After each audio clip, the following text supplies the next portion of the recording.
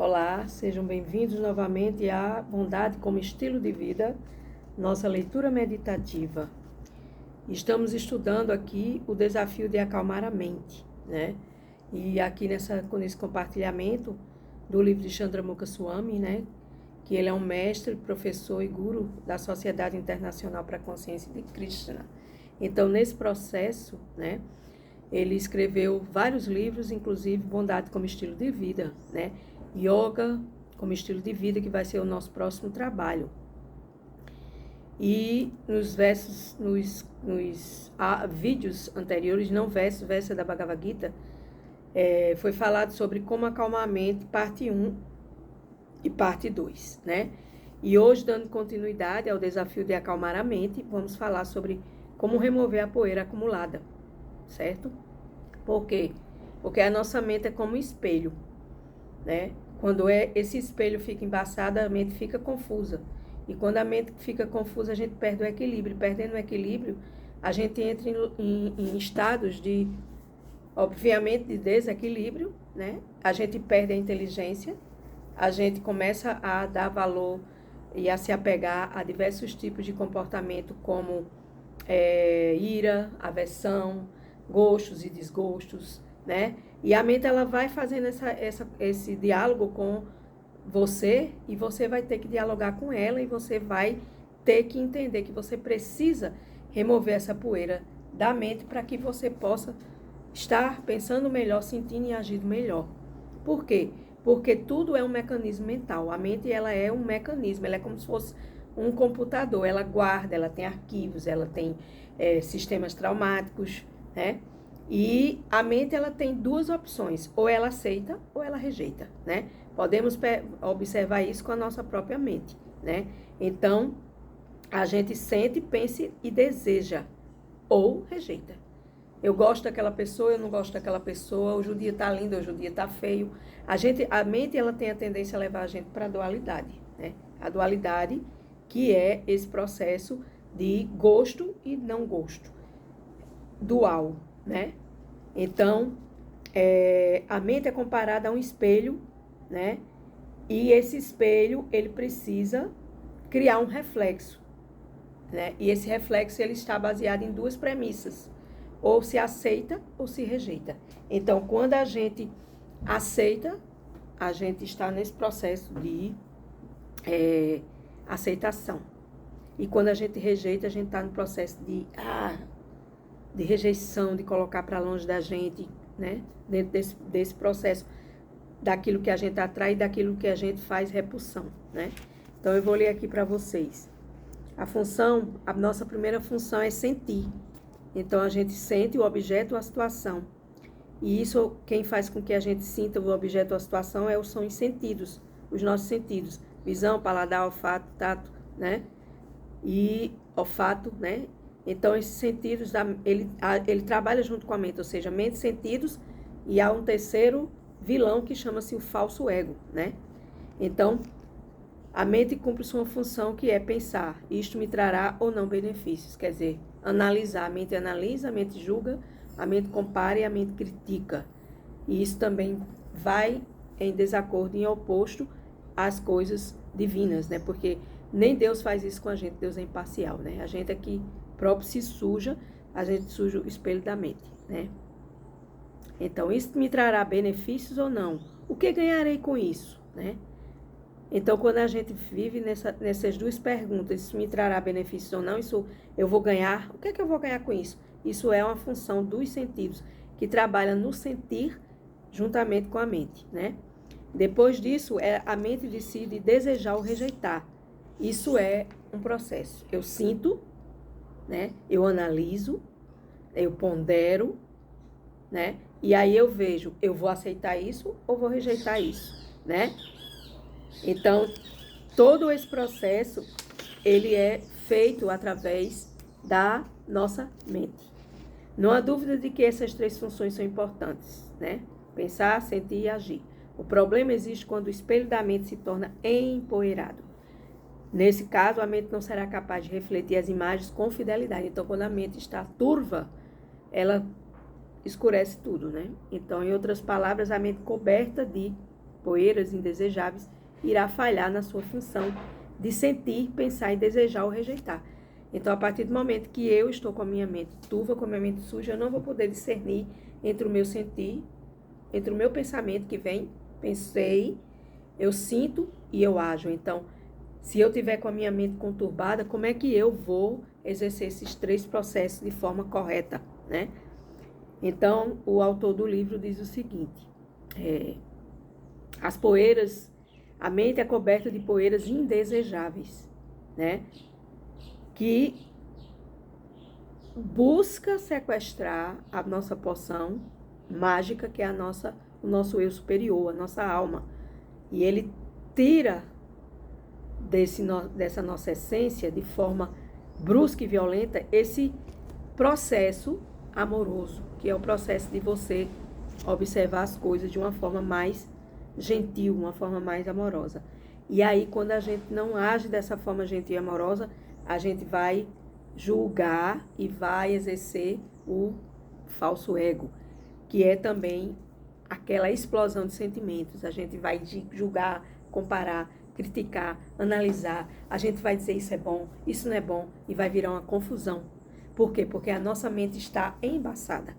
A falta de foco, a falta de concentração, a falta de discernimento, né?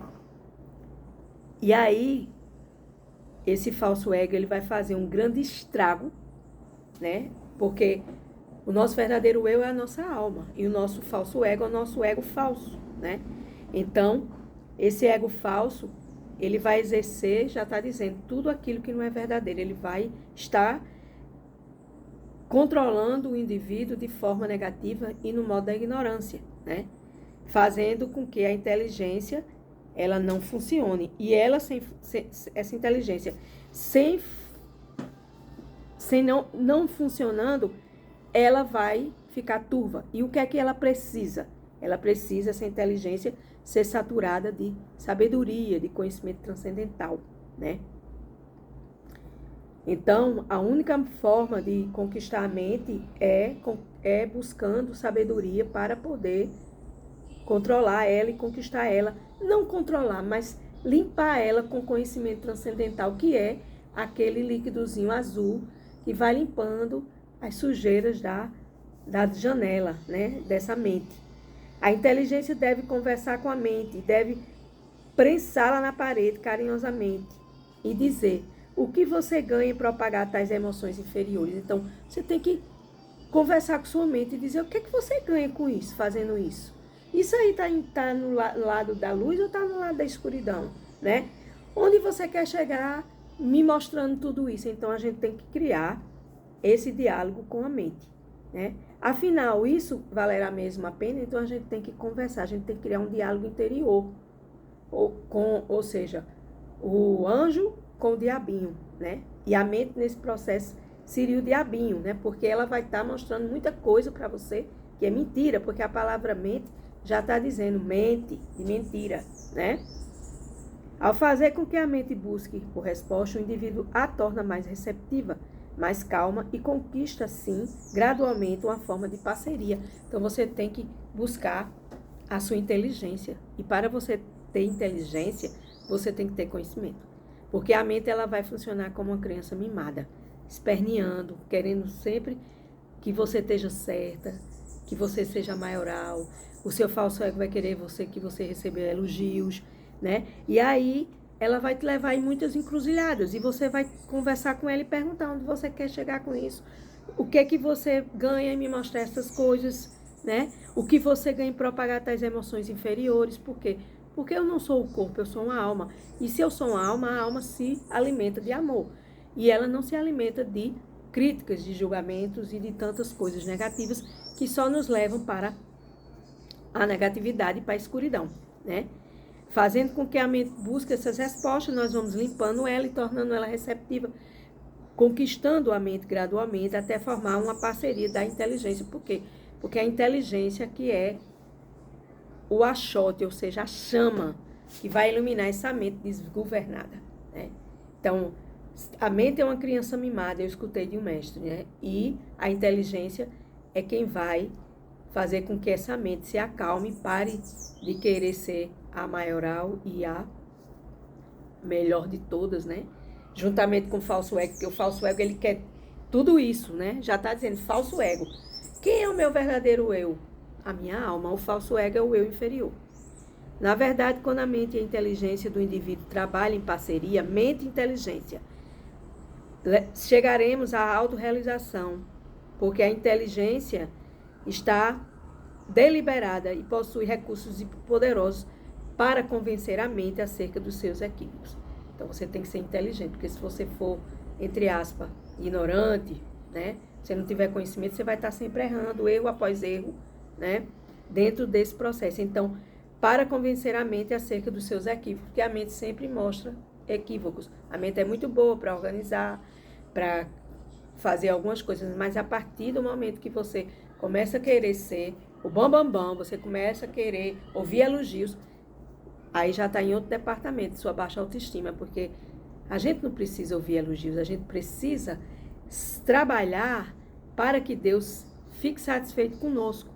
O que o homem fala hoje é uma verdade, pseudo-verdade, se evapora, mas o pensamento de Deus em nós, através das nossas vidas, dos nossos pensamentos, sentimentos e ação, ele vai, pouco a pouco, mostrando que a inteligência é o melhor recurso para que você combata a mente. E a inteligência, ela precisa estar recheada de conhecimento, né? E assim, quanto à ansiedade e à frustração, que nós sempre estamos ansiosos e frustrados, serão evitados caso as suas propostas sejam abandonadas. Ou seja, a mente vai dizer, olha, fulano lhe humilhou, olha, ciclano lhe julgou, olha, você não foi reconhecida no seu trabalho. Você precisa ser reconhecida apenas por Deus, né? Tudo depende do empenho do indivíduo em treinar sua mente para desenvolver sentimentos baseados na veracidade, ou seja, na verdade, a verdade absoluta, não pseudo-verdades, né? A produzir pensamentos agradáveis e desejos que sejam bons e benéficos tanto para si quanto para os outros. Então, você vai trabalhar sua mente para desenvolver esses sentimentos baseados na veracidade. E essa verdade é a verdade divina. É a verdade das coisas iluminadas. É a verdade que Deus lhe mostra a cada dia através do conhecimento transcendental, dos estudos de livros sagrados, de você estar se buscando esse autoconhecimento e essa autorrealização, né? Então, dentro dessa verdade, eu vou buscando os meus pensamentos agradáveis, os meus desejos, eles serão mais autocontrolados.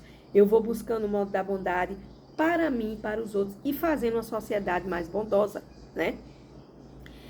Aqui ele diz, sabemos que não se trata de uma tarefa fácil, mas há grande chance de sucesso, pois devido à sua própria natureza, a mente tende a ser controlada pela inteligência.